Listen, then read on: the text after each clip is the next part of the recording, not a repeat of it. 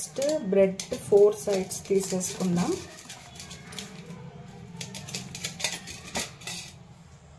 బ్రెడ్ని smash చేసుకుందాం. Just ఇలా హ్యాండ్తో స్మాష్ చేసేస్తే అయిపోతుంది.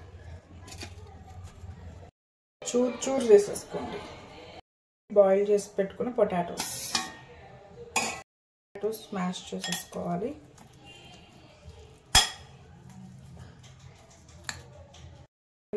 ఆనియన్స్, పచ్చిమిరపకాయలు, కొత్తిమీర, కారం చాలా తక్కువ, సాల్ట్ బాగా కలిపేసుకుందాం. ఇదంతా మీకు కావాలంటే ఆమ్చూర్ పౌడర్ ఇవన్నీ కూడా యాడ్ చేసుకోవచ్చు.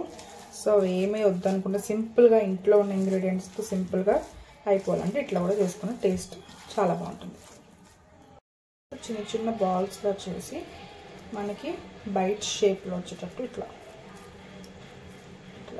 అనుకుంటే సరిపోతుంది. చూసారా, ఇలా చేసుకోవాలి. పీసెస్కొని ఇట్లా పౌడర్ చేసుకుని ఆ బ్రెడ్ క్రమ్స్లో దీన్ని ఇట్లా కలిపేసుకొని ఫ్రై చేసుకోవడం.